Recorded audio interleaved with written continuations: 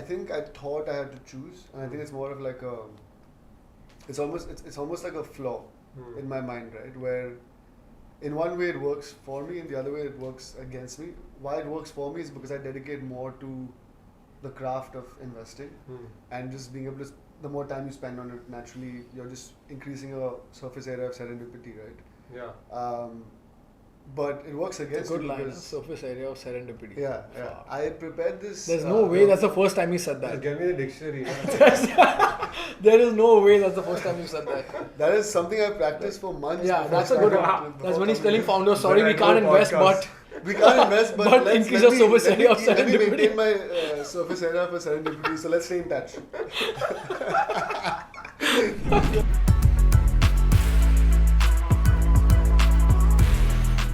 Okay, all right. Welcome to the Nino podcast, first episode. We're shooting in Bombay. I'm Nishant, Jhaveri, co-founder of Nino Foods. And I'm Pranav Mehra, co-founder of Nino Foods. And today we have actually Akshay Mehra. Our budget was a little bit low, so we had to just make one phone call, and he stays in the same room as me, so we just told him come over. Pleasure to be here, guys. Pleasure to be here. Yeah. Thanks for having me. How you feeling? This is your first podcast? This is usually what happens at home, dude. Every night we chat with mics and Yeah, talk about life. yeah. So it's been good. But it's good to have Nishant also as part of the Yeah, it's fine. We can have a few questions with him as well. Feels good. Feels good. Tell us and everyone what you do. For sure. Other than living in the same bed as Pranav, my brother, he doesn't snore, which really helps with sleep quality. I work as an investor at Hummingbird Ventures. It's a UK-based investment firm. We do seed and Series A investing in tech all over the world. Nice. Yeah, Good seeing. it's pretty fun. It's the first time you heard this, right? Yeah, this is the first time I'm actually Pranav's looking at me like, I didn't know you do this for a living. Like, first time we're having this proper professional. I like it. Wait, but tell us a bit more about the journey that led you to this role. Yeah, for sure. As a kid, I didn't think Start from about the beginning. Start from your mom. Yeah, man. When I grew up, I was 4 years old, and I just thought this is the perfect.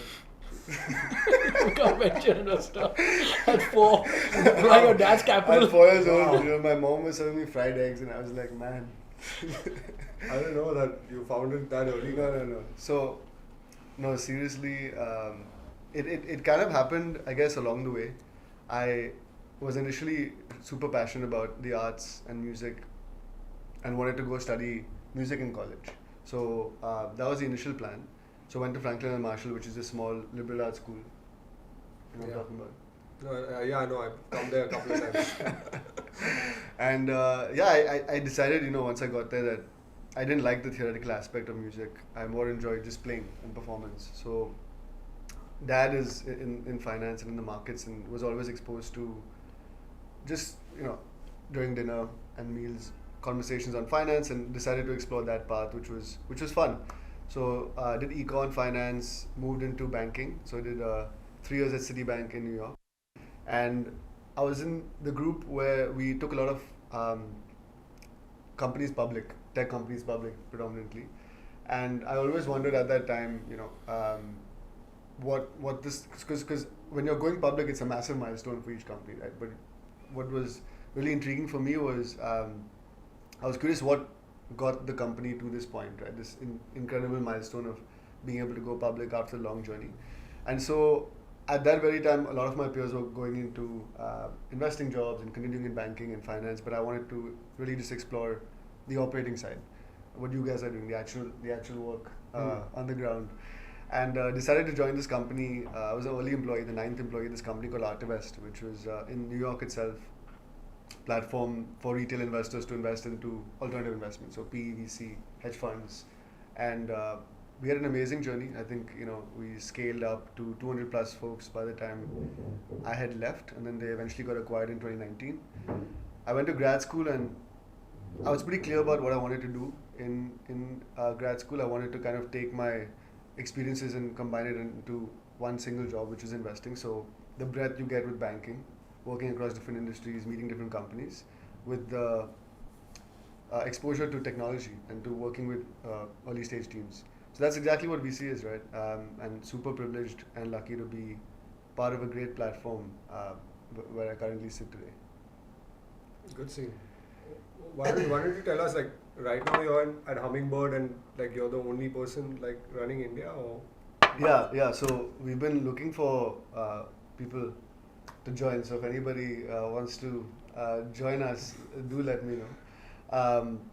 But yeah, right now, we're a fairly decentralized team. We're based out of London, but we have people all over the world. So in the US, in New York, Boston, in Berlin, Brussels, Cape Town, London, and I'm in Bombay. We're looking to hire folks in Jakarta and Bangalore, which are the two markets I cover. So India and Southeast Asia predominantly. Like, obviously right now, I think you're doing pretty well in the VC space. Like, tell us the this is all like tip of the iceberg stuff, right? Tell us like the part of the iceberg, like under the ocean. Like, how did you get to this place where you are like at optimal levels of performance like every day in your job? Interesting.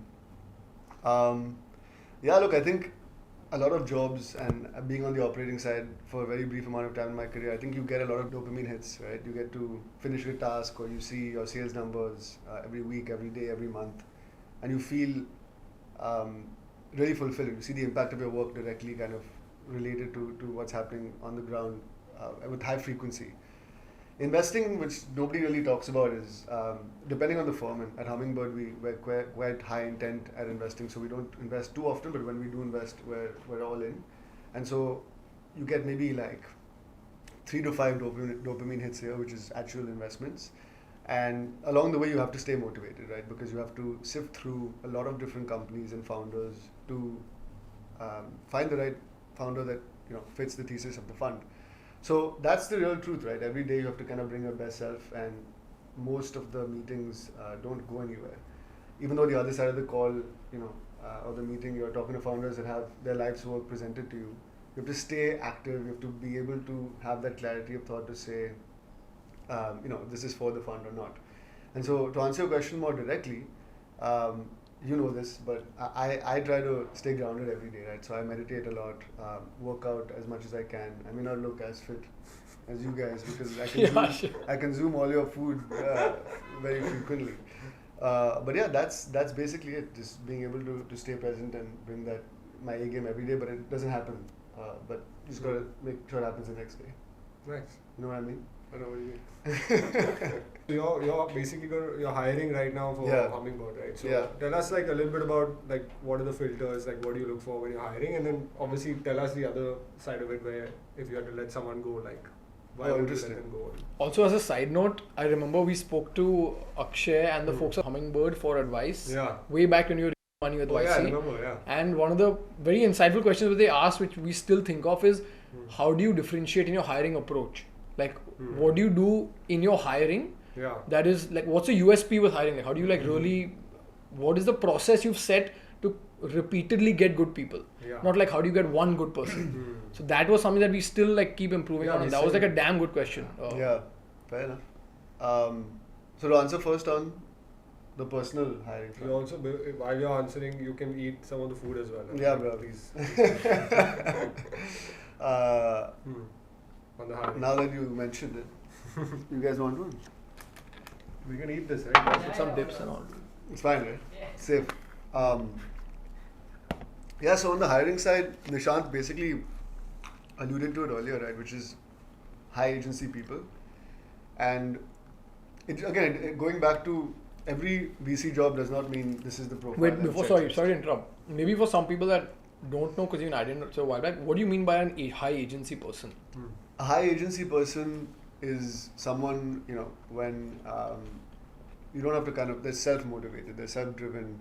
You don't have to always look over their shoulder and make sure they're doing their job, right? Just someone who can go, if I can, let's say, if they have a mandate for finding companies in a specific sector or a region, actually do that, but go above and beyond. Maybe start a fellowship with universities in the region, for example, right? So just people who have this independent approach to execution and thinking, I would say, and being able to actually get shit done beyond being told what to do. Have you ever fired anyone? No. I've been lucky to not fire anybody. I've seen people get fired when I was at Artivest and at City, but it's a tough one, right? I think, and I know it sounds, I'm not trying to be like ruthless or anything, but in the business we are in, which is when you're investing seed Series A, which is 30, call it 5 people to 50 people in a company, that's a very important stage for a company, right? Like if Tata or Reliance hires a B player or a C player today, it's not going to change the course of the company. I would argue that if a seed stage company we invest in hires a B player or a C player that's not at the top of the game, it can drastically shift the direction of the company because the culture is set early on, the decision-making processes are set early on, and then they hire the next 5, 10, 15 people, and if they're B players, they're gonna guess what, recognize B or C players. So to answer your question, I think what we tell our founders and what we look for when we invest is, going back to your question, which is an extremely high bar and culture of excellence as it relates to hiring, right? So it doesn't have to be a fixed process, but then the founders need to essentially just attract the best people in the world, because that's really what drives a company's success, nothing else, early on. Yeah.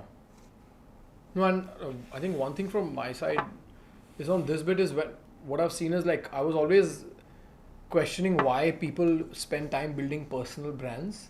I think the one biggest like benefit of it is help with hiring. Like when you build a personal brand, it's so much easier to hire better people because you're visible to way more people. Yeah. So data set is just larger. I think it's cultural as well, where India and most of Asia is fairly brand conscious, and so if you raise money from a specific VC firm or if you just raise money at all, suddenly your inbox will be flooded with. Yeah. And I'm sure you saw this when YC funded you guys, right? People want to be associated with brands. They want to de-risk themselves generally. And so if Nishant or Pranav, you guys have amazing large social media followings, or you've got VC backing, or like you do have YC, it'll always help. And so, and by the way, that also is in some ways what VCs do. I don't think it's something that Hummingbird specifically, signs up for, but I think a lot of VCs generally, if capital is a commodity, which it very much was before the macro shifted, you have to differentiate yourself in some ways. And sometimes that just means distribution, which is brand. I wanted to like switch gears a bit to a bit more like behavioral, or like I don't know, whatever you call it. Went right into deep the dive. Right Yeah, into the work scene. I wasn't feeling the work stuff. I was feeling like I felt like diving a bit deeper. Yeah, so Akshay, like obviously I've seen a different perspective of you. Like I've not seen it from your friend's perspective, right? And you obviously must have been a different person when you were like younger with them. Yeah. And how has that changed like over time, like now? Different person from what? From in like personality wise? Yeah, I would say just personality wise, like how do your friends see you before? How do they see I you think it's the now? same, right? Similar, or what do you think? You've seen. Yeah, it I think from Nishant would know. this side of it. I mean, I think my personality is, I think, I've matured hopefully, but it's not shifted too much. I don't think. In terms of, I think it's, as a friend. I think as a friend, I don't think the fundamentals have changed. Like I'm still a funny guy. Yeah, you're still a funny guy. But I feel like, I mean, if I'm answering, okay, I'll only answer a bit, like from my view is that I feel like you've become way more like responsible and like that dependable type guy than I would have, maybe if you asked me in school. Yeah, fair enough. If you asked me in school like question, okay, if there's like one guy you'd call or one guy dependable, I probably would have named him like the top two. I'm going to take that to heart. Yeah, but now I would. So now I would. So that's the main. Yeah. Like, So I think what you're talking about is like just the shift, I guess, towards work, right? More than anything. Yeah. But do you feel like? But why did that like how did that happen? Like, yeah, so I think, and I've obviously thought about this because I've gotten it a few times. I think it's linked to your identity, right? Like in many ways, when I was in school, like I knew myself as the class clown, and there were a lot of biases, not just for myself, but what teachers had of me, right? And I'm sure you can also resonate with this. And so I think when you have that identity and you go to school every day and people know you for what you bring, and also you know what you're capable of, which at the time wasn't wasn't what it is today for me personally. And so I guess when I got to America and I looked around and I didn't know many people, right? And even the people I had known from Bombay, I just was just getting to know them. And so I kind of had this aha moment in my mind that I could just reshape my own identity to whatever I want, right? And so I went for it, and I guess for lack of a better way of putting it, I tasted some degree of success fairly quickly. And once you feel that way and you taste it, you suddenly realize that you're just capable of so much more. And then I haven't stopped ever since. But yeah, I think it's also lucky because it happened to me at a pretty good time, which was at a time when even when I was looking for my first job, nobody asked me about my high school self. It was more just what do you do in college. So yeah, I think it's a function of just that aha moment in your own mind of, okay, I can shift my identity. I know what I'm capable of now, and then I started doing well. I just kept going for it. So I think a lot of, and not just for me, but just generally in life, you'll see a lot of people do change, and some people are surprised. Like the most famous one is, I'm not comparing myself to this person, but like when you read about Obama and what he was growing up, right? He was smoking pot and not into school at all, and the guy became the president. And I'm sure he also felt, and it happens to everybody, I'm sure it happens to you guys as well, which is just that shift in identity and your ability to recreate that image for yourself, right? And yeah, now when I come back here, it's like people are like, "You're such a boring guy, man."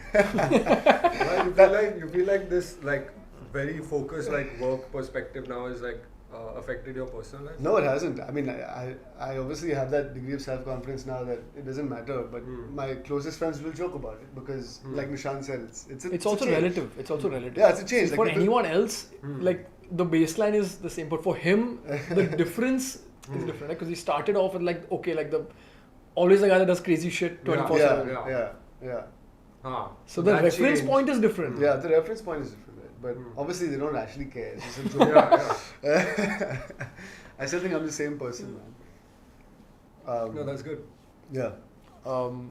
Okay, if you had to get a letter of recommendation from someone today, like who would you go to? Oh, it's a good question. For what purpose? To get the Nino's interview, first podcast, or you don't need a letter of recommendation. he had to push hard. Nepotism is alive and I well. just sent a couple of emails, but it worked out. It's that Bollywood connect. The Bollywood connect, yeah, exactly. Shit. Letter of recommendation for like career for progression. anything. I don't know. Anything. Just anything. Interesting. I guess it's a good one. But I would have to say nobody knows me better than this guy. Oh, so smooth. Yeah. Nice. It's true though. Like as I said, we've slept in the same bed for for over like 30 years. These guys in the back are laughing, but it's true. But yeah, I think at the end of the day, it just matters less what you do, and it's just more important like your test of character. And if I had to pick one recommendation, it wouldn't be about what job or whatever like anything that's extrinsic, right? It's more intrinsic about the person I hopefully am, and I think he would agree with this. But yeah, just a letter of recommendation that is a bit more about someone's character, and I think he knows me the best. And he also cuddles in a me or Nainika, I don't know. Yeah, the cuddling helps though. I get a better pulse on like how you're progressing like internally. The two letter of recommendation is the cuddling and how you feel during cuddling. Who is the last person you'd go to? Who's the last person I'd go to? Man. Chat GPT for really helping these questions. I was like thought-provoking questions. The last person for a I'd go podcast. to, yeah, that'd probably be like my middle school principal, Baz. Vado? You remember Baz? Baz is middle school. Yeah, middle school.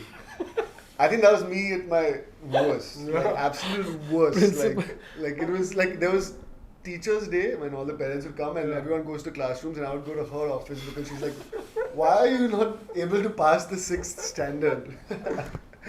So yeah, I think she would like, even if she sees me today, she won't know who I am, but she'll like. I feel like that recommendation would be the worst possible one. we know that you've been building habits since 1992. James Clear's book, yeah. So tell us like what are the habits that you're most proud of, and tell us what are the habits you're least proud of. Least obviously being like us, like sleeping in the same bed now. Don't for 30 plus years. I guess, man, least proud of would have to be. I don't know if it's a least proud of, but it's something that I think about a lot, and that I feel like I'm a decently self-aware person, and I always look, and I always tell myself in my mind I should do more of this, and you'll be surprised by this answer, but it's just picking up my guitar more and being able to play some music, because I guess I'm in a industry where you're just you have to always be on almost, because you don't want to miss any particular opportunity, and so that you feel that guilt if you suddenly start doing other things, which I shouldn't feel. But I wouldn't say it's a bad habit, it's just something that I really want to do more of, which is go back to my roots in some way, right? Which is really what matters a lot to me, which is just creation of art and music. So that's something I'm definitely trying to work on a bit more. Tell us a little bit about that. There must have been like a transition period in your life where you were making music, and then you had to choose between like doing VC or like becoming. No, that's the thing, right? I think I thought I had to choose, and I think it's more of like it's almost like a flaw in my mind, right? Where in one way it works for me, in the other way it works against me. Why it works for me is because I dedicate more to the craft of investing and just being able to. The more time you spend on it, naturally you're just increasing your surface area of serendipity, right? Yeah. But it works against it's a good you line, because surface area of serendipity. Yeah. I prepared this. There's no way that's the first time you said that. Just give me the dictionary. There is no way that's the first time you said that. That is something I practiced for months. Yeah, that's a good one. That's when he's telling founders, sorry, we can't invest, but we can't invest, but increase your surface area of let me serendipity. maintain my surface area for serendipity. So let's stay in touch.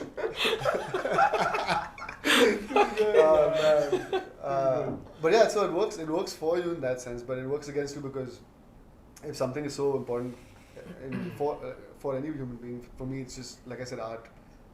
It's something that I definitely want to work more towards. But yeah, it's not something I pick. I think I gotta just, if I had a New Year's resolution for the next 12 months, it would just be, it's not even work-life balance. It's just like, just being more holistic as a human being, right? So obviously being really good at what you do, because if you're not really good in this business, you honestly will just not survive. And then just being able to go back to your roots.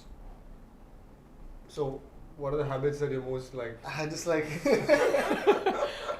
habits that I'm happy about. I mean, it's you guys know this. I know the meditation probably is the answer, right? Yeah, I guess to me, I feel like you should give the audience a bit more context on how much you meditate, because I feel like you casually said like, I meditate. A lot of people do, but you're probably the only person I know who does it to the extent that you do, and with the consistency. But I also think it started in 2015 for me, and I think it took like 3 years to get to 10-15 minutes of actually sitting down and being with myself, right? And I think then suddenly you kind of hit this point where you're able to go inwards, you're able to just, your relationship with your mind just reaches a point where you actually just are more comfortable. And I would argue that in my meditation now, if I'm at the 28th minute or 25th minute, sometimes it's just easier to just stay there. And then it just reaches a certain point. Like, I don't even think it should be time bound, because actually I would argue that sometimes my 25-minute meditations are very much as or even more effective than the longer ones. You just get better at going, deeper. So, yeah, look, it's one of those things where I get this question a lot, and the reason I say it's the proudest habit is because when I say that I meditate and I meditate X amount, people are usually surprised. But that's the only reason, because I do think it's something that. And it's what, like it's like an hour a day every day? No, without it's a break? not. It's not. What is it? It's usually depends on the day, of course. But 20 to call it an hour is on a really good day if I have a lot of time. And 7 days a week, or? Yeah, every day. But I think it's just I'm proud of it also because I think it allows me to be better at everything. Yeah. Whether it's being present with family and friends, whether I'm talking to a founder at work, or just even if it's 20 minutes a day, just playing guitar, I'm in it, right? Or even doing a podcast with us. Or doing a You're in the podcast. present moment. like of meditation. Yeah. We're But all it's not meditating. always it's not the answer to everything, but I think it helps. That works. Maybe just one last question to cap off this section. What does a perfect day look like for you? It could. It doesn't have to be a perfect work day. Just a perfect day. Like if you had one perfect day for Akshay, what would that look like? Interesting. Waking up in the arms of This fucking cuddle joke is waking up in the arms of my brother is where it starts. That's where it starts. The perfect day. Yeah, I think the perfect day, and I guess it's a culmination of different things, but it would be a combination of being able to hang out with my best friends that feel like family, my own family, which includes mom, dad, Pranav, but extended family. A few hours with the guitar, write a kick-ass song maybe, and have one call with the founder, and we invest. Oh wow! just end of that and go to sleep right after that. Man, if that That was a happens, perfect day. that's a perfect day. And then ending it with like a meal, maybe like pizza. And from then ending it Francesco. with like pizzas from France That's it. and Nino's. And Nino's. That's the perfect day. Good scene. We'll, I think, just got a couple of more questions before we get to the last one. I think this one's a little bit more about food because Pranav and me run a food business, so we thought, might as we're well. finally getting to the Might as ad. well. Yeah, like we've put like if you in case you guys burgers and- couldn't tell, Yeah. they're a food business. It's not a packaging business. It's actually a food business. So, what was the last thing you ordered on Swiggy or Zomato? I ordered. You can maybe show it to us. You can show it to the camera. Show it to the camera. You can delete your history and all if you want. I ordered Tibbs today evening. Are you a Swiggy person or a Zomato person? Swiggy all the way. How come? At Bangalore, I prefer Bangalore to Delhi. I actually have no idea why I'm a Swiggy person. Most people say that. No one knows. Yeah. I don't know.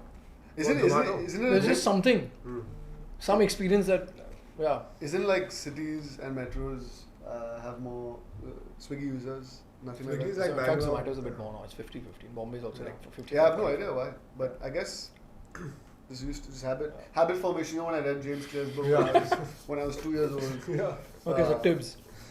Yeah, just let me just see. I'm just confirming. Yeah, Tibbs Frankie egg roll in the naan. Oh wow, egg roll. Egg roll in egg the roll. naan. Just one roll. Trying to be pescatarian. It's not bad. Yeah. So Some maida and yeah, egg. Why not? some maida and egg, and I'm feeling quite bloated for this interview. You had this before the interview. Yeah. There's no better way to prep for an interview with your brother and Nish. Maida. Maida. Maida with the maidas. Yeah, Maida with the Mehras. That should be the title of the episode. I mean, I got to It's a ask good you. I don't know if you have, obviously, but have you tried Nino Burgers and Francesco's before? I think so, right?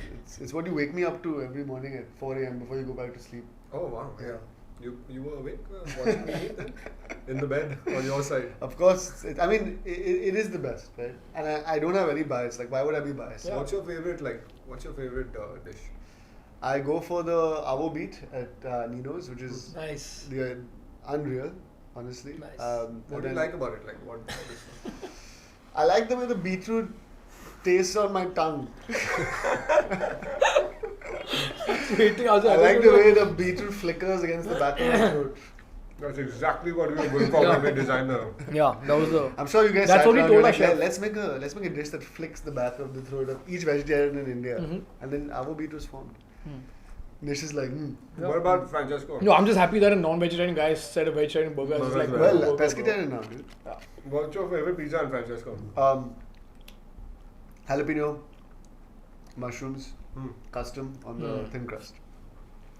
Oh, we do Yeah. thick crust. I didn't know that. There are two types of crust, right? The Wheat and whole wheat and whole wheat and yeah. Okay. It's on that. I don't look through the menu anymore. I've reached a point where it's like.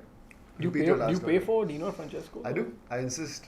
He refuses. Mangesh usually picks up my call, but now I've started paying. Yeah.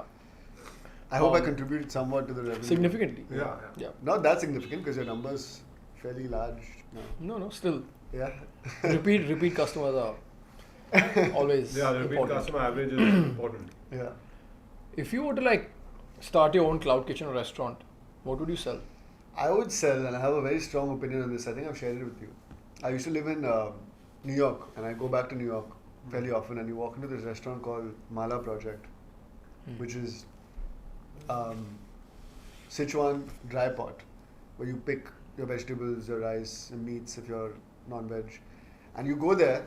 And every Desi I know that lives in New York, A, loves it, but you go to the restaurant any day of the week in New York, and it's just packed with people from India. And so I think I'm still confused why.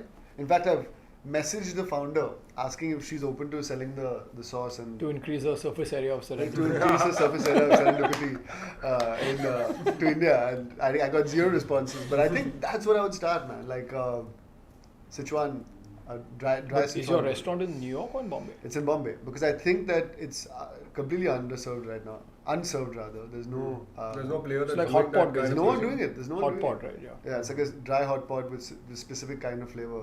And that What- for delivery wise, like how would that come? It comes perfectly even in New York because it's dry and you can just vegetables and mix and you add the rice on top later. So it's perfect. What do you call it? I would call it Nanga project. Not Mala project. Because sometimes it's so hot you just want to take your clothes off. And so That's a it good one. becomes the Nanga project. I like it. That's a good one. Oh shit! I actually learnt much more in the convo than I expected to. Yeah, and just I tend, because I tend to have that impact on people. Yeah. Nice. Do you have Humility is my favorite part. Yeah, humility is one of the things that... the habit he's proud of. Yeah. That's why he didn't say it. When I read the James Clear book when I was really... Do you have any questions for us? By the Oh way? yeah. Yeah, It's a risky. I guess It's a risky one. Careful what go you for show. it. if I would want to throw some questions back at you guys. Come Let's on. do it. And when I was 3, I read this book on habits by James Clear called Atomic Habits. So I'm gonna tag it like below. I think. you see his Twitter handle below. But what are some habits that you guys are really proud of, and certain things that you think when you're doing it, you're like, damn, this is bad for me, but I'm gonna go ahead. And don't make it explicit or anything, Nishant, because Don't worry, I'll you control. have this habit of Yeah, really just going overboard. I'll control. Thinking. If you Like a habit that we built while building it could be individual also. No, just Could be forget the habit company. I mean, in general. yeah. I think I've actually, it's so weird. Like one of the habits that I've built, like I've learned from both you guys. It's quite weird how that's happened. Get an MBA. Um, I'm applying every day for this Masters of Business Administration. but one was like through your whole meditation experience. I mean, I started doing it. I do it a little Yeah. bit, not as much as you. No, but you do it quite a bit. And it also ties into like what I learned from Nishant when we started building Nino's. I would be the guy who would write really long emails and try to get like my message across to like the people that work for us. And basically the combination high level is that to just think like much more clearly and communicate very, very like sharply Yeah. and simply. I think like that's like one of the habits I've built over Yeah. I think- time, and I think I've I'm realized that actually as quite proud of it, like because it makes a massive difference. Yeah. Like how clear you think in your head, which can also come from like meditation. Yeah. It works like really well in the professional world also when you're very clear about like what you want someone to do or what you want a bunch Yeah. of people to do. But it's more important for the way you think, right? Just Yeah. able to have the clarity of thought. Yeah. This is what I need. So you get that clarity of thought of a solution. I mean, we have like 100 problems a day, literally Yeah. in the company, right? So getting that clarity of thought and solutions for those problems, like that building that Yeah. habit to get that very like that clarity is something I'm proud of. That's amazing. Yeah. I think mine would like it's something I've had to do in the last 2.5, 3 years with Nino and just with personal life as well. I feel like I'm much better than I was at compartmentalizing my life. Yeah. So it happened also because it was like it had to, because it would have like I feel like work is difficult. Building a happy family life is important as well. So I feel like there was that initial phase where a lot of it would spill over, and like if I had a bad day at work, it would affect family and vice versa. So now I'm much better at keeping my work at work and family at family to an extent. So I think that really helped, just like in overall maturity level with dealing with like work problems, all of that. And I just feel like that was when I realized that I was able to do that. Then I was just like I got more confident in my own ability. Like I was just like, okay, look, this is good. And I think just the way I can approach problems now in a little bit more calm way. And like take like, that view, I like that saying like if you have any problem you're dealing with. The surface area, surface area. That one, and also the one where it's like, think about if you face this problem, think about it maybe 10 minutes from now, 10 hours from now, and 10 days from now. So now, like, I literally only respond to like certain truly large problems. Yeah, that's why you never respond to my WhatsApps. Shut the fuck up. So yeah, I just feel like now my reaction to big problems is appropriate, but I stop like tripping out of the small stuff. Yeah. No, it's fine. And I guess one of the other things as an investor, when I look at co-founding teams, right? I think the only or the closest constant as the company's case is the team, and so the co-founder relationship. How did you guys? I know that you guys met through I think a networking platform in Bombay, right? Disco. Yeah, it was. That was literally the like that was a great advertisement for the surface area of. And you can check out their Twitter handle below.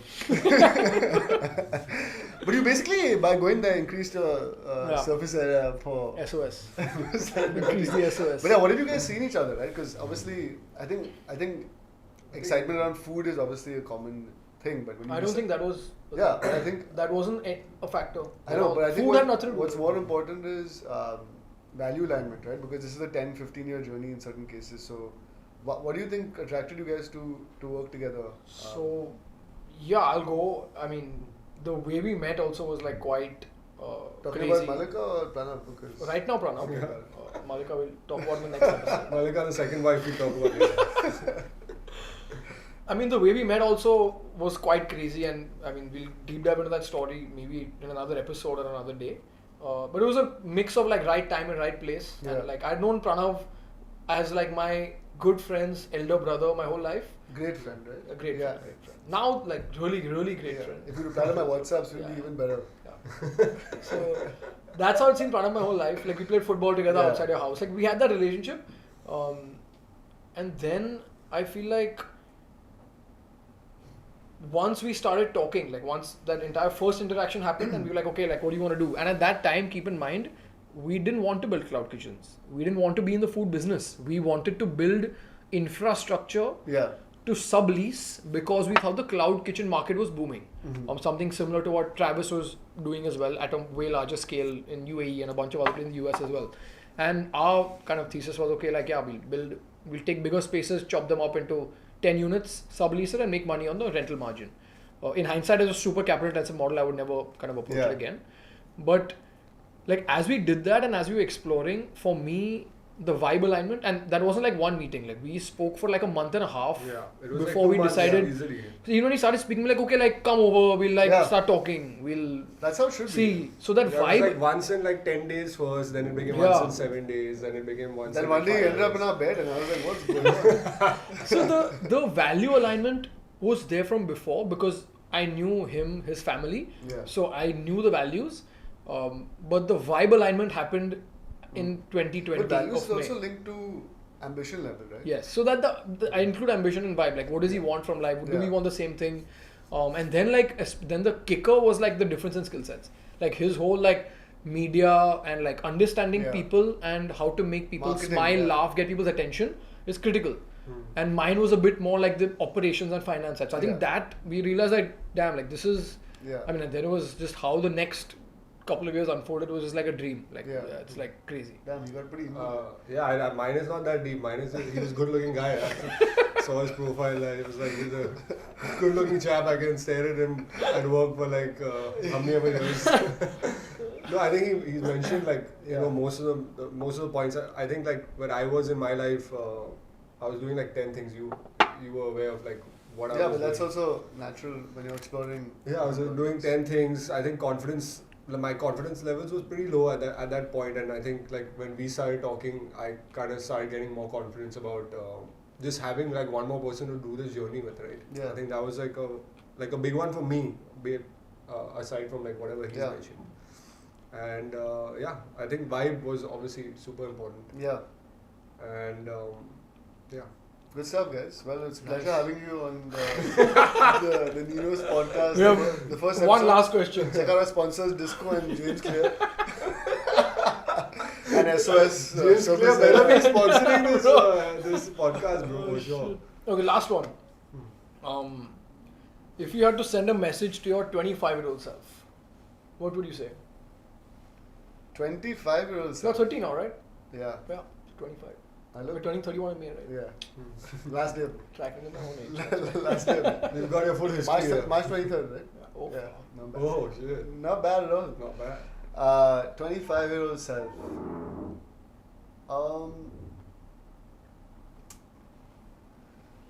Man, that's a good question. Yeah, prepare. I'm trying to figure out where I was at 25.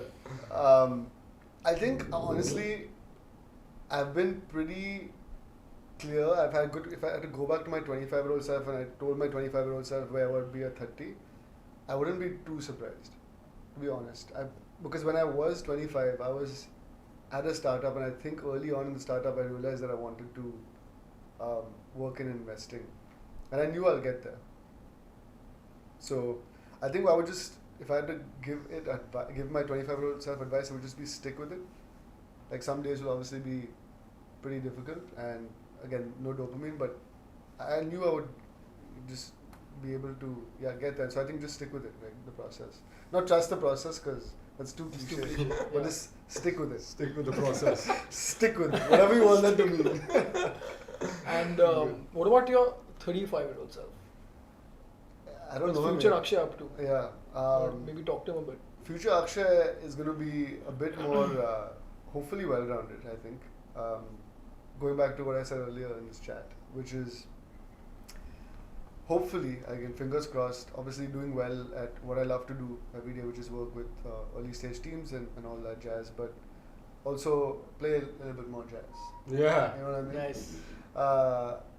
Yeah, that's really what I hope for, and also create a bit more, because I think investing is a job of judging. Like you're judging a lot of people's work all the time, and so balancing that out with creating, whether that's writing or making music or anything. So just balancing judging versus creating. That's a really good answer. That's a great way to end And I it. thought about that 4 months ago in Alibag. Judging versus creating. Sick. Man, this was awesome. I know. Yeah. We had a good I time. feel you guys are both like, wait, that's way better than I expected. I prepared. It took Yeah. me months. Alibag, as I said, 4 or 5 months ago. You knew we were going to I do a got the podcast. questions months ago. Right. No, but it's been real having you. Yeah, I'll on see the you in show. bed. Yeah, I'll see you in bed. Too good. Cheers, guys. Alright, guys. Cheers. Thank you. Lots of Episode love. one. Episode 1. Of many.